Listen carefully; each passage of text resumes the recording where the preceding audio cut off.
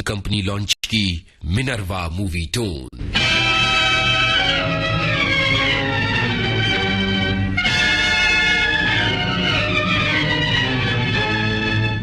Minerva movie tone के तले सोहराब मोदी ने जो शुरुआती फिल्में बनाई वो किसी न किसी सामाजिक मुद्दे पर आधारित थीं, जैसे कि सन 1938 में आई फिल्म मीठा जहर शराबखोरी के मुद्दे पर आधारित थी और ये दिखाती थी कि शराब का नशा किस तरह से घर, परिवार और समाज को बर्बाद करता है। सन 1938 में ही उनकी फिल्म आई तलाक। ये फिल्म तलाक की शिकार महिलाओं पर आधारित थी और ये बताती थी कि किस तरह से जिन महिलाओं के पति उन्हें तलाक देकर चले जाते हैं, उनकी जिंदगी कितनी मुश्किल हो जाती है। अब आपको ये बताया जाए कि मिनर्वा मूवी टोन की 3 जानी मानी फिल्में कौन सी थी जिन्होंने एक फिल्म कंपनी के तौर पर मिनर्वा की जड़ें खूब गहरी कर दी। सन 1939 में आई सोहराब मोदी की नायाब फिल्म पुकार।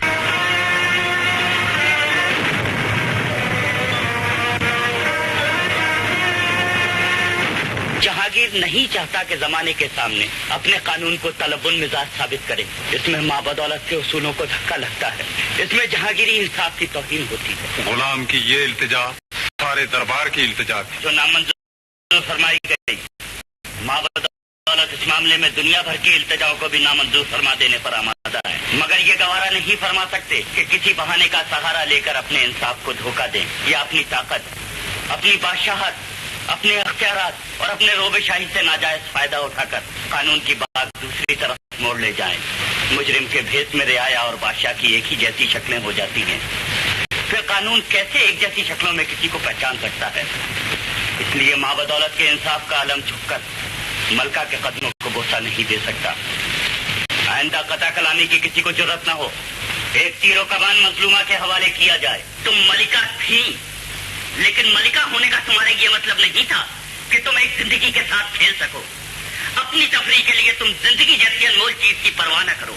आज दुनिया ने ये जान लिया है कि न्याय के गड़े हुए कदम एक जमाने से टक्कर लेकर भी नहीं उखड़ सकते। इंसाफ की ठोकरें चाहे तो जमाने को ठुकरा सकती हैं। फिल्म पुकार दरअसल मुगल बादशाह जहांगीर के जीवन पर आधारित थी और एक काल्पनिक घटना इसमें जोड़ दी गई थी जो ये दर्शाती थी कि मुगल बादशाह किस तरह से इंसाफ करते थे और इंसाफ के लिए वो किसी भी हद तक जा सकते थे। चंद्रमोहन और नसीम बानो जैसे अभिनेताओं और कमाल अमरोही की बुलंद आवाज के जरिए फिल्म पुकार ने दर्शकों के दिलों पर राज किया और ये फिल्म भारतीय सिनेमा की एक जबरदस्त फिल्म मानी जाती है। सन 1941 में सिकंदर महान की कहानी पर आधारित उनकी फिल्म आई सिकंदर। अपने बादशाह से जाकर कहो कि आज तक उसने हिंदुस्तान की तलवार देखी है, अब वो हिंदुस्तान की तलवार देखेगा। मेरे बादशाह ने महाराज की तरफ दोस्ती का हाथ बढ़ाया है। ये दोस्ती का हाथ नहीं, एक फातेह का हाथ है। वो चाहता है कि हम एक गुलाम की तरह उसके सामने घुटने टेक कर उसके हाथ को चूमे और वो एक मालिक की तरह हमारी पीठ को थपथपाए।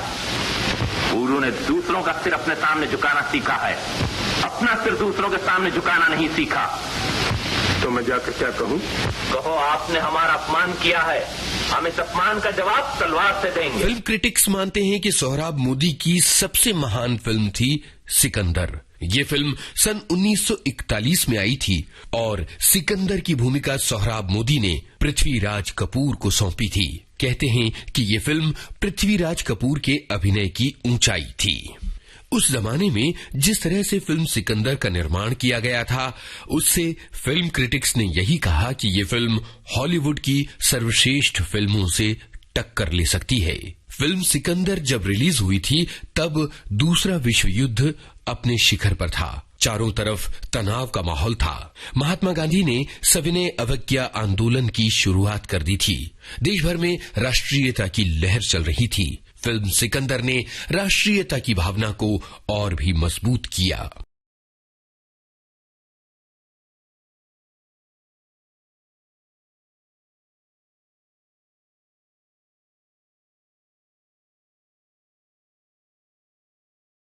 फिर भी मुझसे हमेशा राय ले लेते थे। मैं उनके साथ हमेशा एडजस्ट करने की भी कोशिश करता था।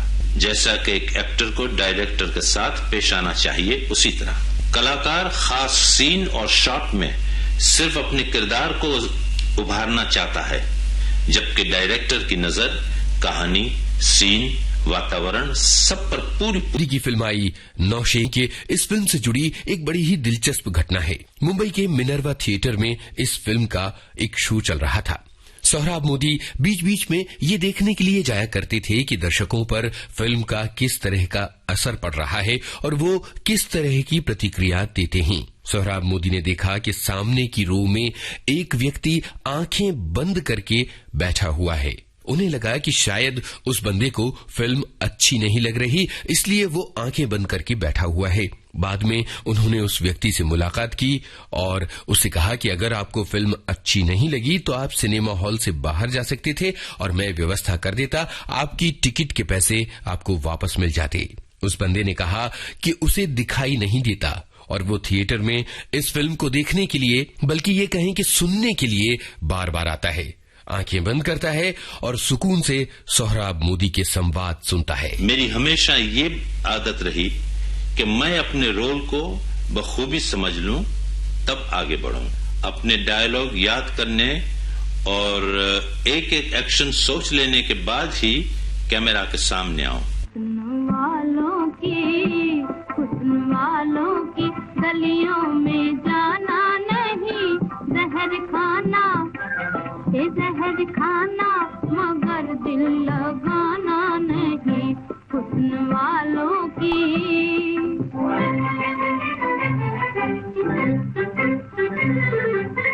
सन 1953 में सोहराब मोदी की पहली टेक्निकलर फिल्म आई झांसी की रानी। इस फिल्म के लिए सोहराब मोदी ने हॉलीवुड के टेक्नीशियंस को बुलाया था। मेहताब ने इस फिल्म में रानी झांसी की भूमिका निभाई थी। सन 1954 में सोहराब मोदी ने अपने करियर की सबसे महत्वाकांक्षी फिल्म बनाई। ये फिल्म थी मिर्जा गालिब। मेरी फिल्म मिर्जा गालिब में शायर के जमाने का खास माहौल मुझे दिखाना था। बहुत पढ़ने समझने के बाद अपनी कल्पनाओं से जो सीन मैंने फिल्माए, उसकी लोगों ने जी भरकर तारीफ की। कितनी ही फिल्मों में पुराने जमाने को देखकर कभी कभी हम नकली को भी असली मान लेते हैं। यही निर्देशक की खूबी है। मिर्जा गालिब फिल्म के कई वाकयात जहन में उभरने लगे हैं, लेकिन खुद मिर्जा गालिब की शख्सियत उन सब पर भारी है और ये गजल फिल्म का गोल्ड मेडल मिला था।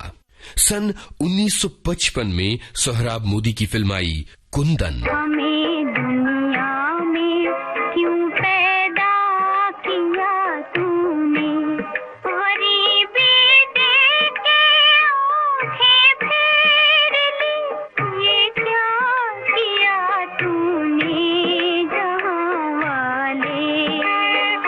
सन 1960 में उन्हें 10वें बर्लिन इंटरनेशनल फिल्म फेस्टिवल में जूरी के मेंबर के तौर पर बुलाया गया था। ये उस समय के अभिनेता, निर्माता और निर्देशक के लिए एक बहुत बड़ा सम्मान था। सन 1980 में सिनेमा में उनके महत्वपूर्ण और जबरदस्त योगदान के लिए भारत सरकार ने सोहराब मोदी को दादा साहेब फाल्के पुरस्कार से सम्मानित किया। सन 1984 में 28 जनवरी को सोहराब मोदी ने इस फानी दुनिया को अलविदा। निर्माता, निर्देशक और अभिनेता सोहराब मोदी पर शोध, आलेख और स्वर यूनुस खान, संपादन और प्रस्तुति रमेश